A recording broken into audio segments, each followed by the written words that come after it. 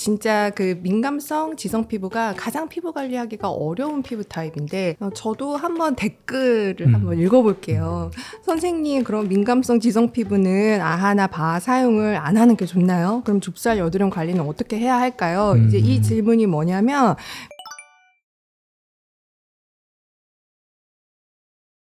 안녕하세요. 피부요. 유엔영, 류정호. 김지영 원장입니다. 네. 저희가 저번에 그 수부지 영상 말미에 수부지로 착각하기 쉬운 민감성 지성 피부에 대해서 잠깐 소개해 드렸잖아요. 네네. 피부 관리가 정말 어려운 이 피부 타입인 민감성 지성 피부에 대해서 영상으로 꼭 제작해 달라고 하는 요청이 좀 많으셨어요. 네, 맞아요. 댓글 많이 달아주셨어요. 네, 그래서 네. 제가 그 댓글을 먼저 조금 몇 개 소개를 좀 해드릴게요. 댓글 읽기. 네. 민감 지성 피부도 자세히 다뤄주세요. 네. 네. 그리고 유유 다음에 영상 만들어 주신다고 하셨는데 꼭꼭 다음 영상 부탁드려요. 그리고 저와 비슷한 피부 타입 분들 공감하시겠지만 너무 애매한 피부예요. 민감 피부 타입으로만 쓰자니 피지가 덜 제거되는 것 같고, 지성 거를 쓰니 얼굴이 너무 화끈거리고 붉어지고 홍조되고, 네, 신경 과민이 문제인지 피지 과다인지 구분할 수 있는 설명도 같이 부탁드려요. 네. 진짜 그 민감성 지성 피부가 가장 피부 관리하기가 어려운 피부 타입인데, 이 타입이 왜 어려운지를 정말 댓글에서 되게 솔직하고 구체적으로 댓글을 달아주셨거든요. 뭐라고 말씀을 하신 거냐면, 내가 민감하니까 민감성 라인을 쓰면은 피지가 너무 번들거리고 피지가 제거가 되지 않으니까 여드름이 폭발해. 네. 그럼 내가 또 지성 피부 라인이라고 생각해서 이제 그거를 좀 쓰다 보니까 그러면은 얼굴이 너무 화끈거리고 홍조가 올라오는 이제 이런 애매한 상황, 이 애매한 상황을 민감성 지성 피부 타입들이 많이 겪으신 건데, 바로 이런 역설적인 피부 타입 때문에 피부 관리하기 굉장히 어려우실 것 같습니다. 그런데 또 개인적으로 치료자 입장에서 보면은 이런 피부 타입들을 잘 알고 잘 정의해서 치료를 하면은 사실 은근히 또 피부 관리 잘 할 수 있는 피부 타입이잖아요. 민감성 지성 피부 분들의 가장 특징적인 것이 일단 기본적으로 지성 피부잖아요. 지성 피부는 이제 피지가 정말 많이 나오는 피부이기 때문에 우리가 수부지 영상에서도 말씀드렸다시피 특징이 뭐냐면 과다 피지고, 피지가 나오는 구멍인 바로 그 모공이 되게 넓은 이제 그런 지성 피부. 그래서 과다 피지 때문에 개기름이 이렇게 흐르는 그런 지성 과다 피지의 특징을 하나 가지고 있고, 그리고 두 번째 특징이 바로 신경 과민의 특징을 가지고 있어요. 피부가 쉽게 과민해지는 그런 특징이죠. 그래서 이 특징이 나에게 있는지 없는지 알아보기 위해서 저희가 쇼츠로 14개의 민감성 피부 확인할 수 있는 그런 설문지 영상을 찍어서 올려드렸어요. 그래서 그 신경 과민이 있냐 없냐를 확인하기 위해서 그 쇼츠 영상 찾아봐서 한번 설문해 보셔서 내가 지성 피부인데 그 설문에 되게 맞다. 그러면 나는 이제 민감성 지성 피부라는 거죠. 그래서 민감성 지성 피부분들이 어떻게 관리를 하시면 좋은지 좀 말씀을 드릴 텐데요.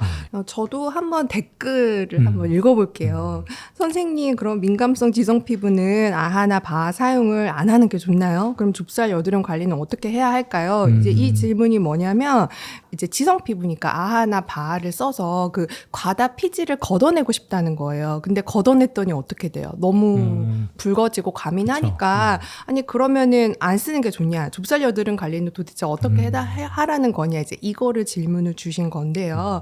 지성 피부는 기본적으로 과다 피지가 되고, 과다 피지가 너무 피부에 많이 피지가 묻어 있으면 이게 산화가 되기 때문에 그 산화된 피지가 또 좁쌀 여드름의 원인이 되잖아요. 그러니까 피부에 그 피지가 많으면 그거를 계속 걷어줘야 되는데, 그 더 걷어주는 방식으로 첫 번째 아하 바하가 너무 자극이 됐을 때 제가 이제 추천드리는 성분이 바로 LHA라는 성분이에요. 그래서 요즘에 라하라고도 말씀 많이 하고 4세대 필링이다 뭐 이런 얘기도 많이 하시는데, 사실 4세대까지는 아니고 1980년대 그 라하가 이미 나왔어요. 로레알에서 이미 만들어진 건데, 이 살리실산의 어떤 변형 형태로 살리실산보다 좀 크기가 크고, 그렇기 때문에 빨리 흡수가 되지 않아서 자극이 많이 되지 않고, 그리고 pH pH가 이제 우리 피부랑 비슷한 한 5.0에서 5.5밖에 되지 않기 때문에 발랐을 때 그렇게 자극이 되지 않거든요. 그러면서 이제 그런 바하의 특징을 가지고 있어서 지용성이라서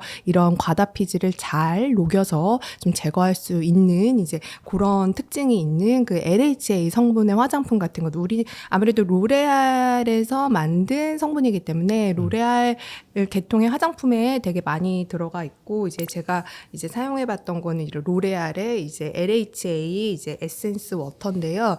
저 같은 건조 피부가 썼을 때는 조금 건조해지는 느낌이 있지만 따갑거나 화끈거림은 없었기 때문에 이제 과다 피지인 경우에 이제 이런 LHA를 이용해서 이제 과다 피지를 제거할 수가 있고요. 그리고 두 번째는 기름 종이도 추천을 해드릴게요. 그래서 기름 종이를 3시간에 한 번씩 닦아내면 건조 피부 분들보다 지성 피부 분들이 이런 기름 종이를 사용했을 때 기름이 되게 많이 걷어지기 때문에 이런 과다 피지를 계속 걷어주는 거죠. 왜냐하면은 과다 피지가 피부에 있으면 그것 때문에 되게 붉어지잖아요. 네. 그 자체가 굉장히 네. 자극이 되죠, 피부에. 네.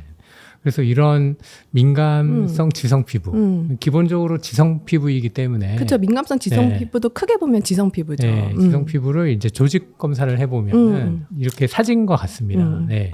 사진처럼 피지가 네네. 이제 포도송이처럼 굉장히 맞아요. 많이 발달이 돼 막 있죠. 이렇게 몽글몽글 달려 있잖아요. 네, 이렇게 피지가 굉장히 많기 때문에 이 피지를 이렇게 걷어내주는 그런 걸로는 굉장히 부족하고. 그렇죠. 제가 아까 뭐 종이 기름 종이 쓰고 LH 화장품 쓰고 이런 말씀 드렸는데 그것만으로는 부족하죠. 네, 피지를 조절을 좀 해줘야 되는데 조절해주는 건 이제 줄여주는 거죠. 그렇죠. 네, 그러니까 피지선 자체를 줄여줘야죠. 네, 이렇게 수축시키고 어쨌든 줄여줘야 되는데 가장 이제 많이 하는 치료가 이제 약물 치료가 있습니다. 그렇죠. 네.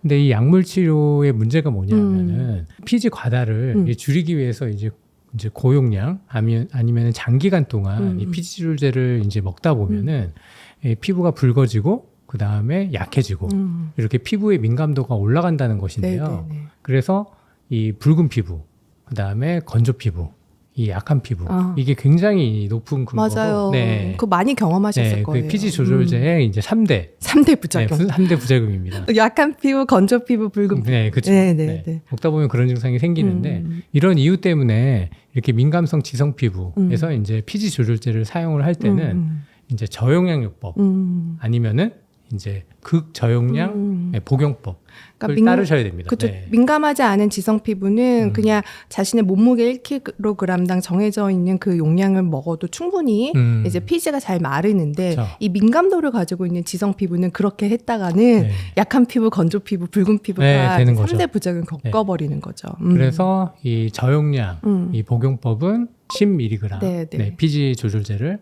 하루에 한 알 먹는 방법이고 이제 극저용량 피지 조절제는 이제 일주일에 3번 먹든가 네, 아니면 네. 이틀에 한 번 네네. 네, 먹는 방법입니다. 네. 이틀에 한 번 드실 때 이제 헷갈리시거든요. 내가 어저께 먹었나?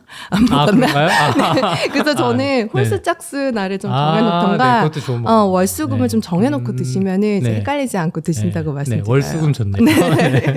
월수금은 이제 네. 극저용량 피지 조절제 드시는 이제 그런 방법이고 저도 약물 치료가 가성비 있고 그리고 이렇게 극저용량 또는 저용량 피지 조절제는 굉장히 몸무게가 마르신 여자분들도 크게 부작용 없이 맞아요. 드시는 용량이기 때문에 네.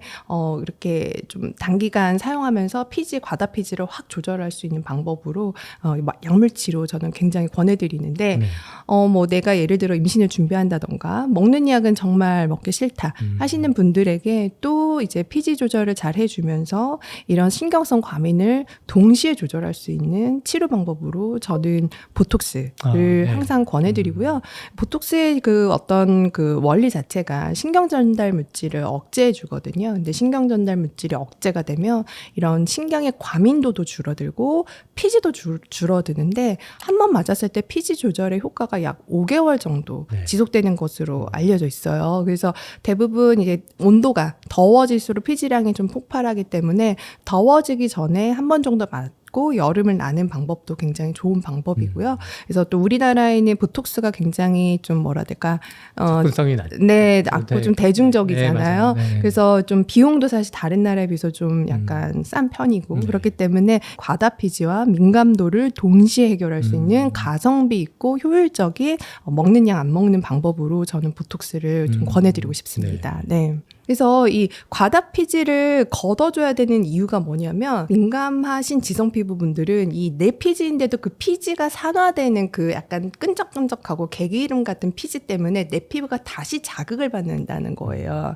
그건 무슨 의미냐면 이 민감도가 있으신 분들은 자극을 받지 않아도 될 것들에게 자극을 받거든요. 지금 설문조사해 보셔서 아시겠지만 정말 뭐 바람만 불어도 피부가 붉어지고 네. 그죠? 에어컨만 틀어도 피부가 붉어지는 붉어지지 않아도 될 것들에게 자꾸 과민한 반응을 보이는 저는 이제 역치가 낮다고 설명을 주변 드리는데 환경에 굉장히 영향을 많이 네, 받죠. 네. 그래서 이 역치가 낮은 것을 역치를 다시 높여주는 치료가 바로 이 보톡스인 거고 그리고 이 역치가 낮은 것을 자극하는 대상 중에 하나가 내 피지인 거야. 내 피지인데도 내가 자극을 받으니까 그거를 자꾸 걷어내라고 말씀을 드리는 거고 그리고 역치를 특별히 더 자극하는 그런 것들은 좀 피해줘야 될 텐데 그런 먹는 음식 같은 것들이 있습니다. 근데 생각보다 그걸 좀 잘 모르시는 분들이 많아서 저희가 이제 민감성 지성 피부 분들이 피하셔야 되는 음식 당연히 논문에 나와 있고요. 네. 그런데 많은 분들이 모르시는 그 네. 음식을 좀 설명을 해드리려고 해요. 네. 첫 번째로는 이제 뜨거운 커피 굉장히 네, 좋아하시잖아요. 네, 네. 근데 이제 뜨거운 거 자체가 이제 들어가게 되면은 이제 굉장히 피부 민감도가 올라가게 되거든요. 네. 얼굴도 화끈거리고, 그렇죠. 네네 얼굴이 붉어질 수 있기 때문에 아이스 커피는 괜찮지만 커피 자체가 나쁜 게 아니라 온도가 중요한 거죠. 네. 그런데 이제 카페인 자체가 조금 이제 수면의 질을 떨어뜨린다. 그렇죠. 이제 민감도는 잠을 잘 못 자면 민감도가 올라가기 때문에. 네. 그래서 그런 경우에는 커피 자체는 피해 주시는 게 좋고. 네. 그래서 커피를 꼭 드시고 싶다. 그러시면 좀 식혀서 네. 아이스로 네. 드시면 좋을 것 같습니다. 네. 이렇게 저희도 이제 아이스 커피 마시면서 이렇게 먹고 있는데요. 네. 커피에 관련되어 있는 피부 영상은 또 저희가 쇼츠로 만들었잖아요. 네. 그래서 커피 끊으라고 하면 진짜 세상이 무너지는 듯이 다 그렇게 생각하시는데 피부 때문에 정말 커피 드시고 싶다. 근데 나는 민감하다. 네. 아이스 커피 이제 드시면 좋을 네. 것 같아요. 네. 그리고 두 번째는요. 과일이 있어요. 이제 과일하면 과일. 피부 다 좋다고 생각하시잖아요. 진짜 과일식 피부 때문에 과일식 하시는 분들도 많은 걸로 제가 알고 있는데 과일 중에서 감귤류는 민감성 지성 피부분들이 피하셔야 되는 과일입니다. 그 감귤류에는 어떤 게 있냐? 뭐 귤이 있겠죠. 그리고 레몬, 라임, 자몽 이런 것들이 있어요. 네, 그래서 실제로 그거 먹었을 때 뒤집어지신다는 분들 꽤 있거든요. 그 이유는 거기에 벤조익산이라는 성분이 있어요. 감귤류에. 그래서 그거를 가 들어오면 피부를 과민하게 하는 피부 수용체가 있는데 그 수용체를 자극해서 피부를 과민하게 만듭니다. 그래서 감귤리는 피해라. 이거는 정말 이렇게 논문의 표로 잘 작성이 되어 있고요. 그리고 과일은 아니지만 이제 과일처럼 보이는 그러면서도 슈퍼푸드로 알려져 있어서 피부와 건강에 관심이 많으신 분들 매일 이거 갈아 드시는 분들 계실 텐데요. 네. 토마토가 있습니다. 네. 네, 그래서 토마토도 민감한 지성 피부분들이 이제 드시면 안 좋은 같은 이유예요. 벤조익산에 의해서 피부를 좀 과민하게 하는 감귤류와 토마토 이 두 가지가 민감한 지성 피부분들은 피하셔야 되는 과일과 야채죠, 토마토는. 네. 이제 그렇게 이제, 좀 새로운 정보이실 수도 있어요. 하지만 굉장히 교과서적인 내용이기 때문에 오늘 꼭 이제 알려드리고 싶습니다. 네, 이렇게 이제 민감한 지성 피부에 대한 치료, 그리고 화장품 사용, 그리고 피부 관리법, 그리고 생활 습관까지 전부 다 알아보았는데요. 민감한 지성 피부는 말씀드렸지만 치료자 입장에서는 그 정의를 잘 알고 접근을 하면 치료를 굉장히 잘 할 수 있고 그리고 기본적으로 지성 피부이기 때문에 피부가 좀 두껍고 재생력이 강한 그런 피부들을 가지고 계신 분들이 많아서 이제 정말 본인이 가실 수 있는 가장 좋은 피부로 치료가 종결될 수 있는 피부 타입이라고 생각을 합니다. 그래서 이런 생활 습관들 치료도 잘 받으셔서 민감한 지성 피부분들 이제 편안한 피부 되시기를 바랍니다. 네. 감사합니다.